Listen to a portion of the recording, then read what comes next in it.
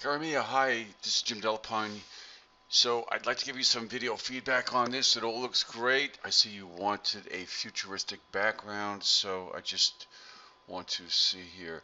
So if I select the background layer, you have it locked, so let me just unlock it, and then controlling, clicking on the background, I see that it's a very large image. So, yeah, let's just take a look at this here. So if I move this, okay. All right, so fine. I kind of like how you cropped it, but I'm going to make this suggestion that you actually move this up a little bit so the horizon is above his feet. It will look a little better. And let me deselect here. And what I like how this is all put together, but I'd like to make a suggestion here to make this a little more dimensional and a little more impactful, and that is to work with the text. Okay, so let me hit F7 to bring up my layers again. And note that if you're in the move tool and you have auto select checked, anytime you click on any element, it'll go right to that layer. So I am going to suggest, let's go to terrible, okay?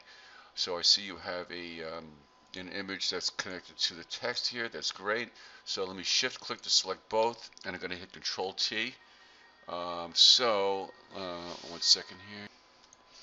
Okay, so I get this window come up because I don't have this font, so I'll just hit OK. And I'm going to go to any corner, and I'm going to click and start dragging to scale out. And I'll hit Shift to constrain it and Alt to scale out for the center. All right, and then I'm going to let go of the cursor, move it down, and then I'm actually going to stretch this out a little bit. So as I'm pulling down here, if I hold down the Alt or Option key, it will stretch out for the center point and make it even more dramatic. And I'm going to kind of visually center this. I'm going to place it somewhere in here, and then I'll hit Enter to apply that. And then what I'll do is I'm going to change the stacking order of the layers so it's behind the character. So I'm going to select both of these and drag them all the way down to um, the bottom here, making sure I'm not interfering with any clipping masks. So yeah, that's fine. All right. Now I'll do the same thing for Todd, and I will. Let's see here. You have okay that in a folder. So all I have to do. Let me just drag this up here. Whoops. So I have to select both, move that up, and then just take the folder and move that down behind the character, which I gotta keep moving it down, and I have to go all the way down to the bottom, and even a little bit further, so I'll bring it all the way down, whoops, above the reflection, um, hmm, um,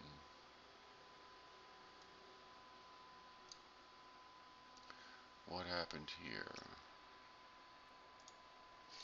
Okay, so now I will just, let's see here. Whoops. Select both of these, drag them up, and I'll scale this up. Alright, from the corner, Shift and Alt will scale out from the center. I'll try to visually match upper and lower, and then I'm going to click the top middle, click start dragging up, and then hold down Alt as I'm dragging. And I actually could have dragged the center point to here, so that when I click and drag up, it stretches out that way. So yeah, you could have something like that.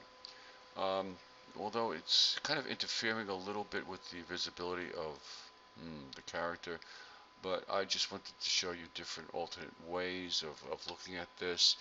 Another possibility would be this.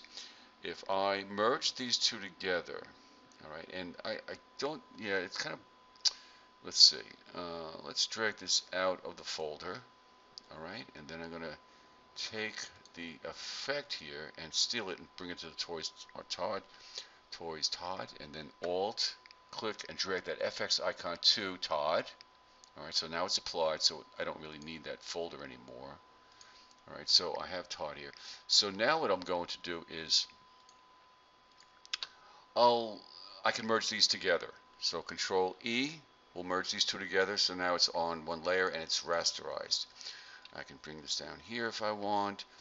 You can also put a reflection down here too, as if it's a horizon, you know.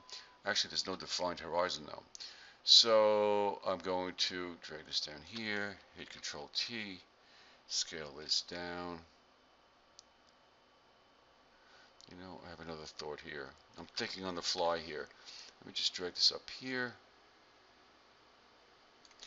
I'm going to duplicate this layer, hit Control J, hide the duplicate, and take this and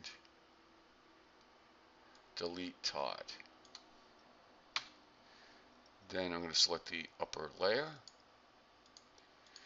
inverse, Shift F7, and then delete toys.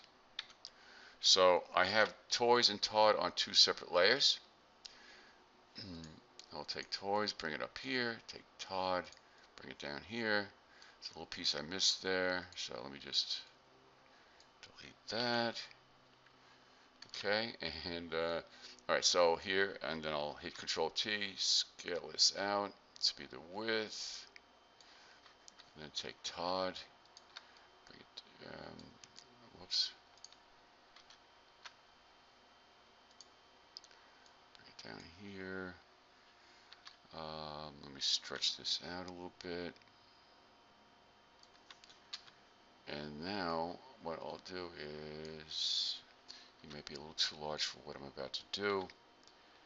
Alright, and then I'll go to Edit, Transform, Perspective, and then pull this out and place this down here. Hit Enter, and then that has to go underneath the reflection.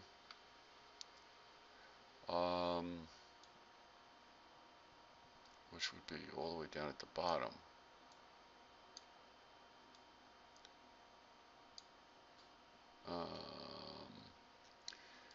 And it kind of got weird because, well, it's still there. The reflection's still there.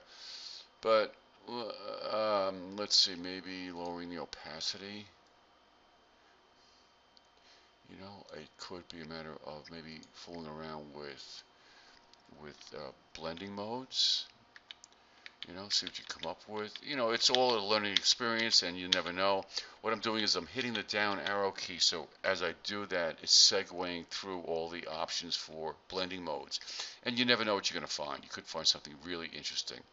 So I'm just throwing out options for you. I see that you did create the task of accomplishing your adjustment layers that are clipping masks, but you did not save and rename a channel. So make sure you do that for the final submission, and I gave directions on how to do that in the comments area. All right. I hope that helped, and this is looking really interesting. I think this doing the text like this is pretty powerful. Um, it's okay that it's interfering to a certain degree with the impact of him, but I think it's overall pretty effective. Now, you didn't create a shadow, and that was a requirement, so you need to do that. I see you have a reflection here, so you need to accomplish that. So I would just create the shadow from just the character. All right, so right now it's a little complicated to kind of figure out because I've placed all these layers all over the place. But once you do that, you may be able to create a drop shadow that falls behind him onto the text, which would be really interesting. So let's see. So if it's kind of difficult now, but let's see if I can kind of make this work. So if I just select everything here, down to here, let's see, Control T, it might be what I'm looking for.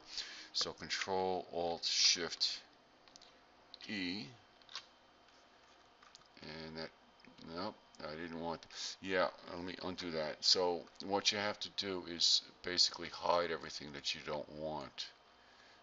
Yeah, that's what you want. So Control Alt Shift E. That brings the character. Let me just take them out of that folder here. Oh, it's okay. So now I can Control click on the character, and then if I create a new layer, I'm going off in tangents here.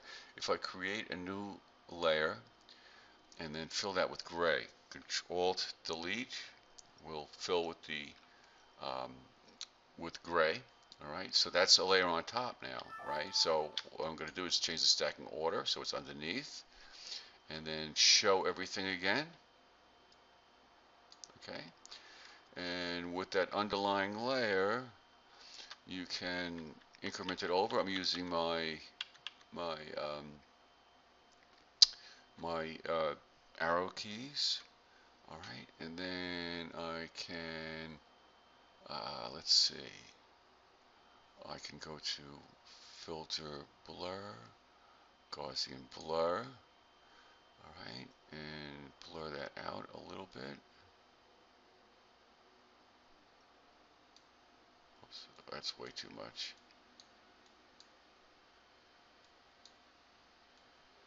All right, something like that. All right, and now I need to find the toys text that's way down there and get the shadow and bring it down there, because what I'm going to do is place it above that layer and make it a clipping mask. Toys, and it'll miss Todd, but that's okay. It'll miss Terrible, but that's okay. So if I make this a clipping mask and then put that into multiply mode, all right, it's a true shadow. So that's one way to do it. Another way to do it would be simply um, to go up to this top layer here, right? This layer here that you have everything on, and double click on it and create a drop shadow. All right, and this is the light source, so you can create a drop shadow and fool around with the size and the spread. You know, the only problem with this is that it's creating a drop shadow around all sides. Well, not really, but it's just not as accurate. All right. So yeah, I know I've gone off in a bunch of tangents there. So but I hope that helped. It's different, giving you a different alternative look at it. But I like this dimensional look going over the text. Okay. All right. Take care. Bye.